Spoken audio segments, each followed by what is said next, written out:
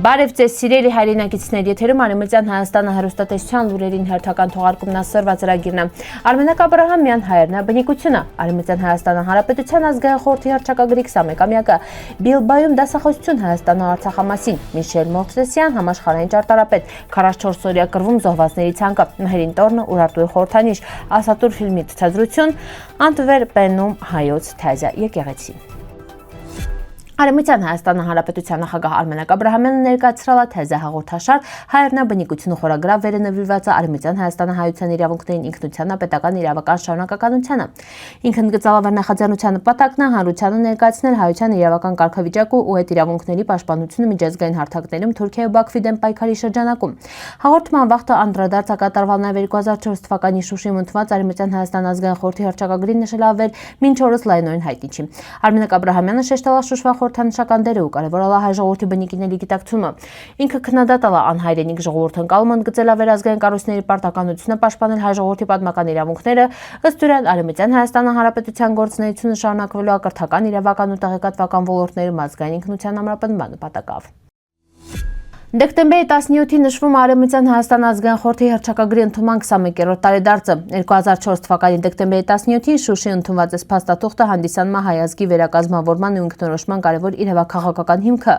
Հռչակագիրը հաստատում է վերցեղասպանությունը, բռնազավթումը, կարել չնչինջին հայ ժողովրդի ինքնությունն ու իրավունքը ինքնուրույն կազմակերպել իրան պետական կյանքը։ Հիմնված է 1920 թվականի հայկական պետության միջազգային ճանաչման Սևրի դաշնագրի ու Ամերիկայի նախագահ Վուդրո Վիլսոնի արբիտրաժային վճռի իրան գծել է պետական իրավական շարունակականությունը։ Հռչակագրի շնորհիվ ձևավորվել է պետական կառուցվածք վերի պաշտպանումը Արևմտյան Հայաստանը հայության իրավունքներն ու դրանք ներկայացնում միջազգային հարթակներ մեթվումակում։ 21 տարի անց դրա նշանակությունը մենակաճալ է դառնալով հիշողության, արդարության ու խաղաղության որոման ուղենիշը։ Այս հռչակագիրը հիշեցնում է վեր միջազգային պարտավորությունների ժամանակավերանում, իսկ սեփական իրավունքներն ու ինքնությունը պահպանող ժողովուրդը կարել չի պարտվել։ Գեցե Արևմտյան Հայաստանը, գեցե արդարության հետ միավորված հայ ժողովուրդը։ Լիդիա Մարկոսյան, Արևմտյան Հայաստան ազգային խորհրդի փոխնախագահ։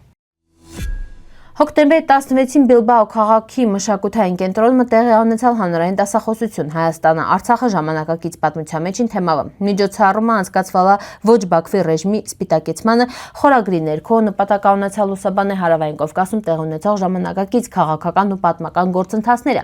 Դասախոսության վաղը անդրադարձ կատարվել Արցախը Հայաստան աշուր ձևավորված իրողություններին, հունցը նաև Բաքվի իշխանությունների կողմից իրականացվող քաղաքականության միջազգային ներկայացման խնդիրներին։ Միջոցառումը կազմակերպված է Բասկյան միջազգային համերաշխության շրջանակներում գործող կազմակերպությունների նախաձեռնությունով, այդ թվում ասկապենայի մասնակցությունով համախմբալա հասարակական ակտիվիստների, պատմությունով հետաքրքրվող քաղաքացիների ու մարդու իրավունքների հարցերով զբաղվող շրջանակների ներկայացուցիչների։ Դասախոսությունը կարևոր հարթակ է հանդիսացել եվրոպական հասարակության շրջանում Հայաստանը Արցախը թեմայով իրազեկվածության պիցրացման հետի։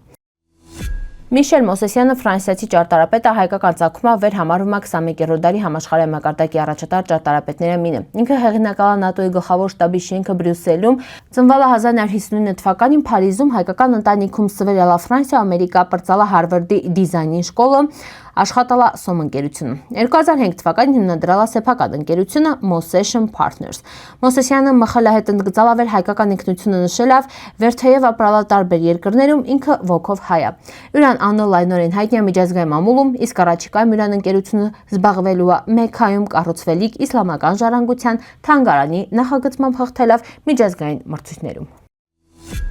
2020 թվականի 44 օրյա կռվանը ետը մինչև վերջերս հանրային դաշտում պարբերաբար լայն քննարկումների թեմա է դառնում հարցը Թախեջն հրապարակվում 44 օրյա կռվում զոհված զինծառայողներին անունն է։ Փաստերի ստուգման հարթակը Զինապա հիմնադրամի կայքից առանձնացրել է ու ստեղծալ 44 օրյա կռվում զոհված զինծառայողների անունների բազա։ Բազան ստեղծելի հետ օգտվալուն Զինապա հիմնադրամի կայքում արկա տվյալներ են։ Կայքում նշված զոհերի թիվը 3246 է, պաշտոնապես հրապարակված զոհերի թիվը վերներառում է նաև քաղաքացիական անձանց 3833։ Նկատենք կայքում նշված է վեր հրապարակվածն Զինապահի շահառուհեն զոհված զինծառայողների լուսանկարները ու հակիրճ պատմությունները հյուր հարազատներ տվալն իրենց համաձայնությունը հրապարակման հետի։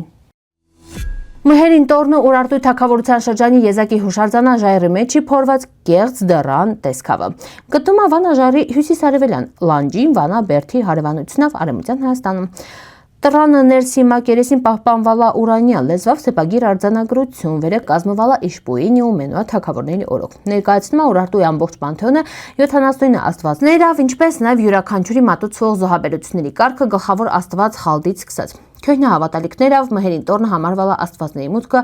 մարդկանց աշխարհ։ Հայ ժողովրդական ավանդույթներում ու Սասունցի Դավիթ էպոսում մհերին տորնը կապվում է կրտսեր մհերի կերպարին հետ։ Ըստ ավանդության, անարդարությամբ լցված աշխարհից հեռանալով մհերը կապվել է ժայռի մեջ նույն դամնական մինչև արդարության վերականգնումը։